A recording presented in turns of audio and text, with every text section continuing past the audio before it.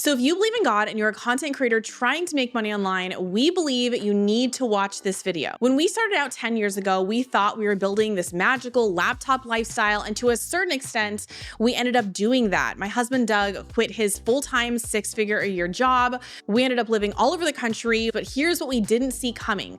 The online world literally became like its own reality for us. For us, it ended up having like its own set of rules and its own set of values. It was a place where success mattered more than anything else. And if you didn't chase that success like a rabid animal, you are going to be left behind with views, with sponsors, with opportunity. So out of complete fear, running this influencer business, doing this full time while raising two little children at home, we ended up just copying whoever was winning. And you guys, you know this because you see even the younger generations doing this today. They all look the same.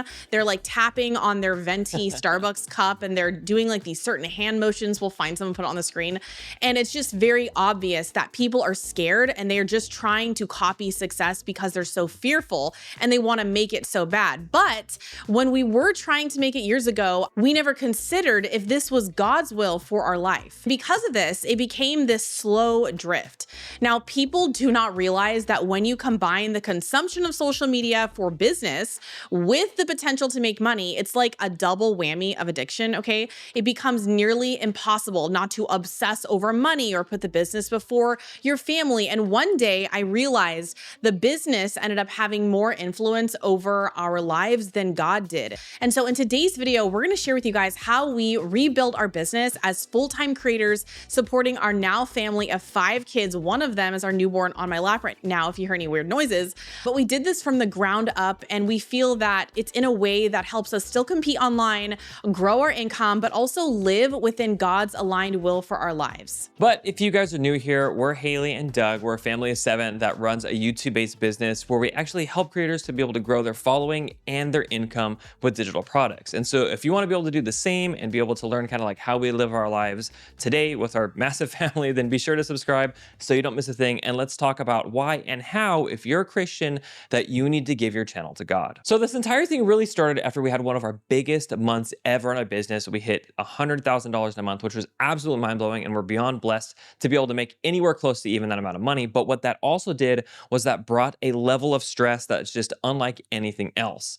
I was sitting there on my computer staring at like this timer. And if you guys know, if you've been in the industry, you know what these timers look like, but it's this timer on our site and it was essentially fake almost, right? So it counted down how long whoever was looking at the page had to be able to buy our course. And if that timer ran out, I'll put that in air quotes, if it ran out, then the page would redirect and you really couldn't buy anything anymore, unless you decided to just give it a different email, or unless you just waited a few days, and then all of a sudden that timer would just reset and you had the chance to be able to buy it again. Now, for people who aren't in the know, don't judge too quick, okay? For people who aren't in the know and they aren't in marketing, this was the absolute norm in 2021. For some people, it still is to this day. This is what we were trained on. This is what we learned. This is what the experts in the industry, people with all the ad marketing budget, people writing all the books, this is what they were doing. And this is how it was done best. It started to feel kind of icky. The reason why people follow these crazy tactics and these timers and these false things is because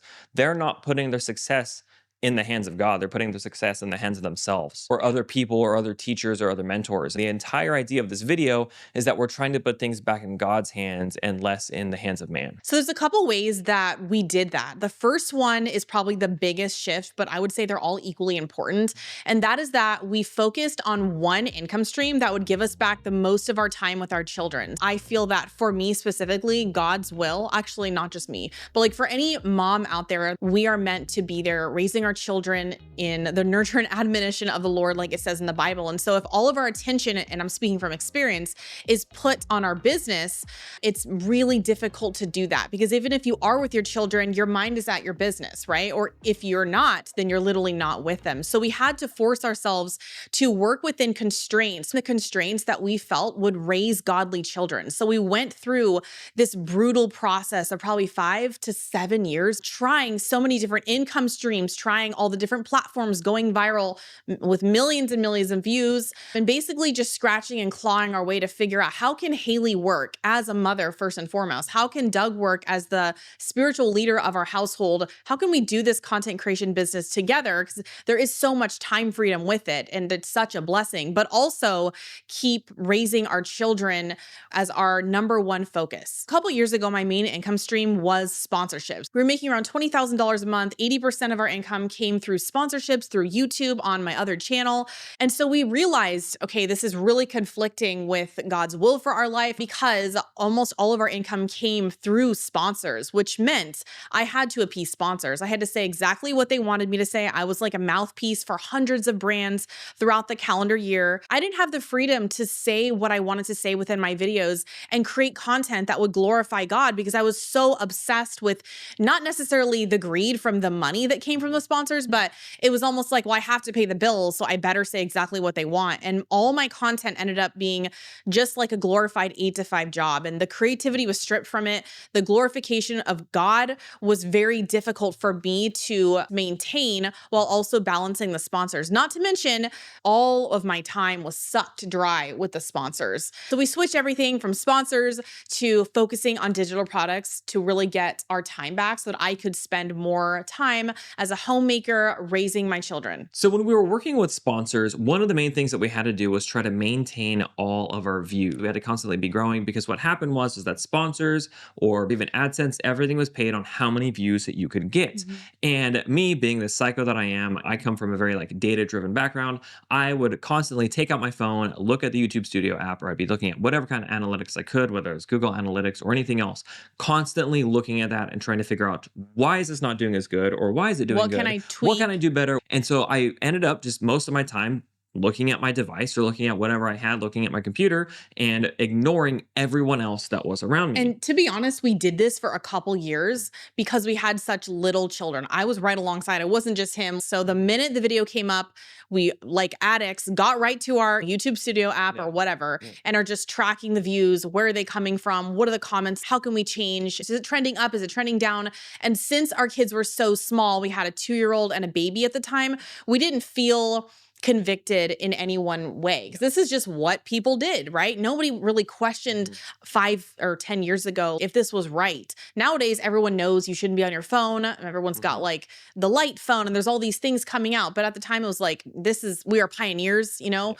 it's sink or swim, and this is what you have to do. For a full year almost, I had a flip phone, which we didn't end up liking for lots of reasons. So that didn't work out. And so we also tried having our assistant post for us. But at the end of the day, we realized the best thing to do is just to limit yourself to working at a computer. So the third thing we did to try to glorify God more in our business and really dedicate our business and all of the aspects to it one by one and give it to God is to stop playing a character online because you're fearful. So for instance, you see everybody nowadays in your niche, okay? They're looking a certain way, they're dressing a certain way. And so for me at the time in the motherhood niche that I started out in, I had to have all the same type of stuff. I had to have the white kitchen, the baby in the certain outfit. Just kidding, that's weird. But you know, it's really different niche to niche. You know, if you're like a trad wife, they're all looking like they're, which I look like that oftentimes. They're like out on the Pioneer. Yeah, they look like they're having like there's like a certain dress, I'll put it on the screen, that they're all wearing, which I do have that. And it's cute, right? They're all trying to play a character. In the marketing niche, it's very heavy marketing and like bro. Yeah, okay? so when I jumped into this niche, it was like, you need the black background. You need the purple light. Everyone wears the same t-shirt in every single video. And everybody has to have some kind of, there's Funko Pops behind everybody's background. Like everybody's got Funko Pops except me. Oh, no, you got Gundams. No, I have Gundams behind mine. There's always something cool and like kind of nerdy or weeby that's behind you. It's just like everyone in certain niches has certain looks. And what ends up happening is that these looks start to take over our character. And as you try to fit this character, you end up losing who you truly are. You end up losing track of your values, of your ideals. You end up letting go of everything that makes you unique and you end up putting out content that just ends up being flat and blends in with whatever people are doing. Yeah, and I think that when you are called to do business and you feel that it is God's will for your life, you're called to be a content creator. We believe for ourselves, like it is our duty to, like it says in the Bible, steward it well. That means to be unabashedly yourself and to actually be someone that is trustworthy, someone that has their own opinion because you do, and someone that's not just trying to ride a trend to obviously make a bunch of money overnight, which is not possible, but people assume it is. And so they're copying everyone else. And it's just inauthentic to what we believe God wants you to do. And I think the biggest reason why people try to play into this character is because we and everybody else really want to desperately make it online because of the pain that they're trying to run away from in their life for so many different reasons. And so they are scared. They tap into the fear. They're not abundant. They don't really believe deep down that they can do it in any way they want. I specifically played into this character along with everybody else in my niche is because of fear, because of scarcity. And so it's easier to copy other people that have made it than show up 100% themselves and have this abundance mentality that they can do it and obviously glorify God at the same time. Acting like a character in a certain niche doesn't mean you just have to like look a certain way or wear certain things or have certain types of colored lights in your background or anything like that. It also has to do with what you offer and what you sell and what you teach and how you feel like you have to teach those things. So a lot of people end up acting like they have to be like the top character in the game, the top person in the niche, the biggest team, the biggest ad spend. I teach you the most stuff. And this doesn't have to just be something that is business related. This can be moms acting like they're perfect and they have all the years of experience. It could be photographers, it could be pilots. And so what that ends up doing is that ends up creating a lot of just like misaligned expectations. And so what we wanted to do is only teach the things that we really know best. Another huge reason why we don't overpromise and tell people that we're going to teach them how to create this huge online business with a massive team that's going to take 40, 50 hours a week. You're going to onboard people every single week and you're going to sell super high ticket is because we feel like specifically a moral obligation, also because we're teaching a lot of parents with young children, just to not teach other people how to build a huge company that detracts or really distracts from the work that should be done in raising godly children. And so, no, we're not going to teach you how to go do ads, although we have made a bunch of money in ads. No, we're not going to teach you how to go run necessarily ManyChat on Instagram, how to do reels, how to go viral on all these short form platforms, how to push out all this content and hire and onboard a massive team, although we have done all of those things. And that is simply because we think that it's not the best thing for young families to do.